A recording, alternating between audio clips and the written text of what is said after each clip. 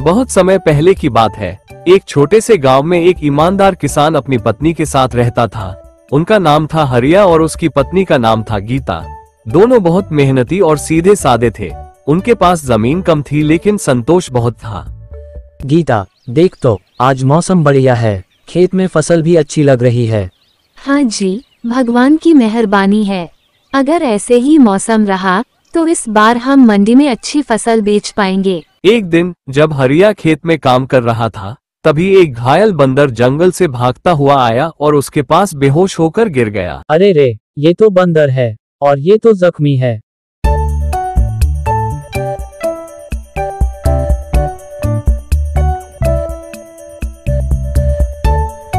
उसे पानी दो जल्दी, बेचारा कितना थका हुआ लग रहा है। हरिया और गीता ने उस बंदर की देखभाल की। उन्होंने उसे खाना दिया, मरहम लगाया और एक हफ्ते में बंदर बिल्कुल ठीक हो गया।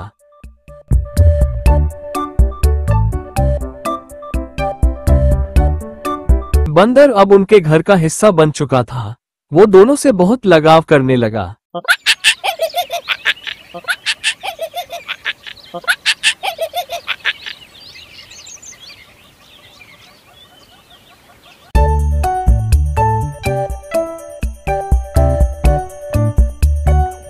अरे सुना तुमने, हरिया के घर एक बंदर रह रहा है जो बिल्कुल आदमी जैसा बर्ताव करता है।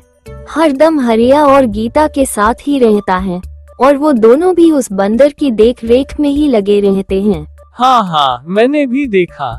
वो खेत में भी मदद करता है और हर दम हरिया के साथ ही रहता है। मुझे तो कोई जादू लगता है।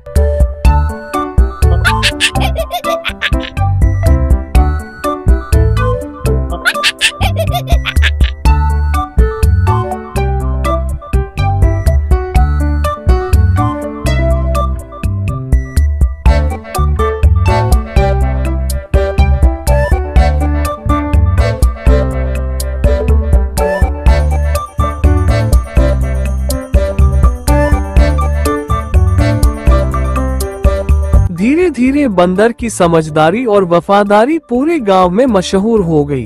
वो अब घर की रक्षा भी करता और चोरी भी पकड़ता। एक दिन गांव में राजा का सिपाही आया।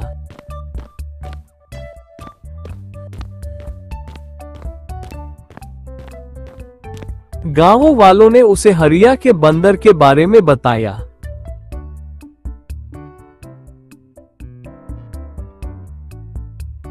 सिपाही हरिया के घर की ओर चल पड़ा।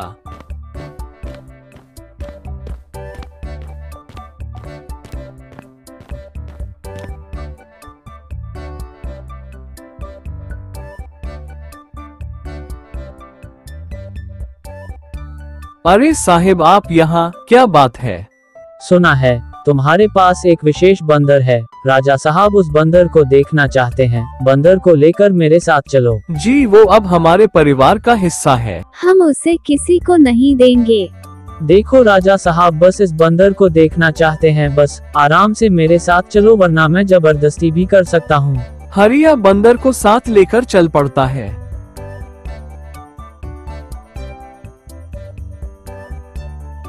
राजा बंदर को देखकर बहुत खुश होते हैं और बंदर को राजमहल में रखने का आदेश देते हैं। आदेश सुनकर हरिया बहुत दुखी हो जाता है, पर वो कुछ कर भी नहीं सकता था और वहां से वापस लौट जाता है बिना बंदर के।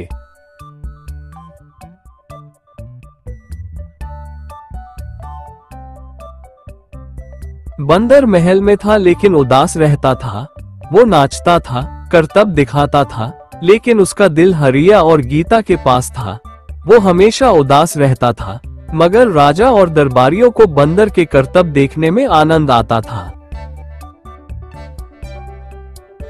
एक दिन मौका पाकर बंदर राजमहल से निकलकर जंगल में पहुंच गया।